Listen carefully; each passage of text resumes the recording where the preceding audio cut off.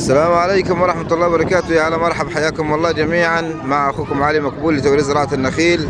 بفضل الله سبحانه وتعالى احنا متواجدين على قطعة أرض مساحة 14 فدان و7 قراريط أو حاجة زي كده. تمام، 14 فدان زي ما انتم شايفين، حدهم من الزيتون من هنا.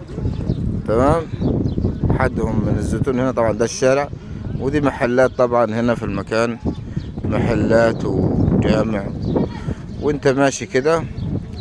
تمام، الارض في وشك هنا، في وشك كده على طول. تمام، حدهم الزيتون لعند الزيتون هناك. تمام، في اخرهم هناك طبعا ترعة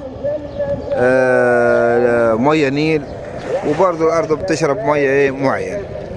14 فدان ملك نهائي، حاجة بسم الله ما شاء الله. تيجي افرج حضراتكم. طبعا الكهرباء زي ما انتم شايفين برضو هنا. المكان هنا بسم الله ما شاء الله، هنا عمران. طبعا هنا فين؟ احنا هنا في محافظة الاسماعيلية، طريق اسماعيلية الصالحية، سامي سعد. تمام، يعني بنحاول ندي العنوان مظبوط بحيث ان السادة الاخوة اللي بيجيبوا الناس من ورايا ربنا يهديهم ويتصلوا بيا.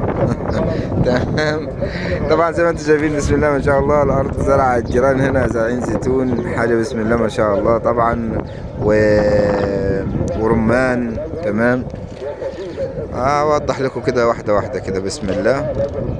يعني ده بالنسبة لمزارع الجار هنا، رمان وزيتون. ليه انا بقول لك كده بفرجك على ارض الجار؟ يعني لان الارض فاضية هنا حضرتك، الارض هنا فاضية مش مزروعة. 10 فدادين، 14 فدان قصدي. المحلات والدنيا هنا فوق بسم الله ما شاء الله، لكن الارض فاضية. التربة بتاعتها معدنها كويس. هنزل معكم انا كده لاخر الارض. تمام، طبعا الارض تقريبا كانت مزروعة شعير هنا، شعيرة ده. تمام،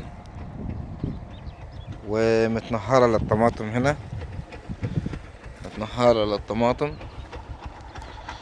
تمام، زي ما انتم شايفين كده. الارض الجامعة والدنيا من هيك، اولها من على الشارع، المحلات والجامعة الدنيا عمار. يعني بسم الله ما شاء الله. في ناس، احنا هنا جنب الاقليمي برضو، جنب الاقليمي. يعني انا سامع صوت العربيات الاقليمي، سامع صوته بس هي متدارية في الشجر، لكن سامع الاقليمي جنب مني هنا، سامع العربيات من هنا. بسم الله ما شاء الله، مزارع الجيران هنا بسم الله ما شاء الله. اللهم صل على سيدنا محمد، الله يضع البركة. يعني زي ما انتم شايفين كده، رمان، حاجة تبارك الله. الزيتون بسم الله ما شاء الله، شجر الزيتون. تمام، الارض لها مية نيل يا جماعة، بس بعد الزيتون اللي قدامنا ده، بعد الزيتون اللي قدامنا ده لها مية نيل، لها خليج واصل لعندها.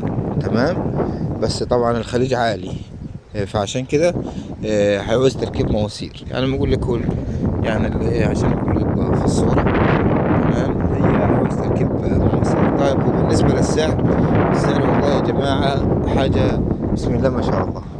تمام، سعر نهائي هنا 600,000 جنيه، 600,000 جنيه.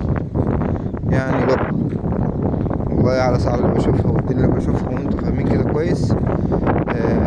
لكم بالنسبة للسعر برضو كانت مزروعة طماطم هنا، بس هي مزروعة لبشة تانية كده، معرفش مش عارف مزروعة ايه، انه كده زرع غريب كده الله اعلم. هنا نبتة كده معرفش ايه، حد يعرفها؟ اللهم صل على سيدنا محمد صلى الله عليه وسلم. يعني الارض زي ما قلت لحضراتكم ملك نهائي، عقد اخضر. الارض بسم الله ما شاء الله، 14 فدان ومش عارف كم جراد، في مكان كويس وموقع كويس.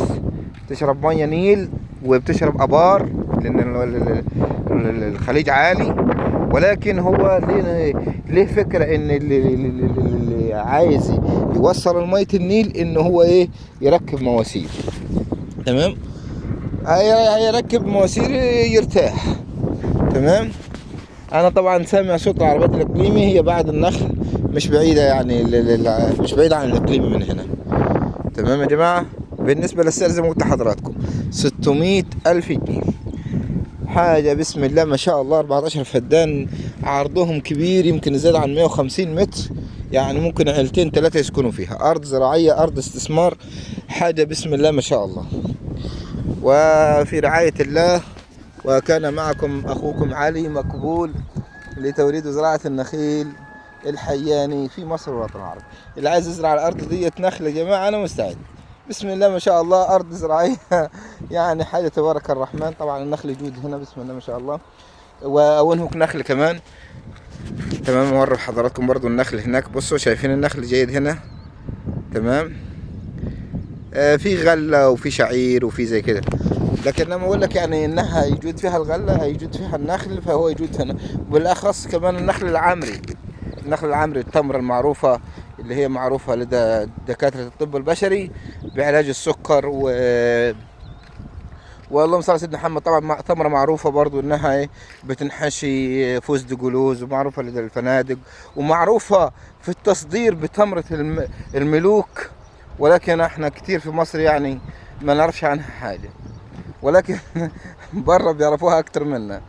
وفي رعاية الله. طبعا هحط لكم برضو ان شاء الله رقم التليفون 010 26 85 89 89. وفي رعاية الله، والسلام عليكم ورحمة الله وبركاته.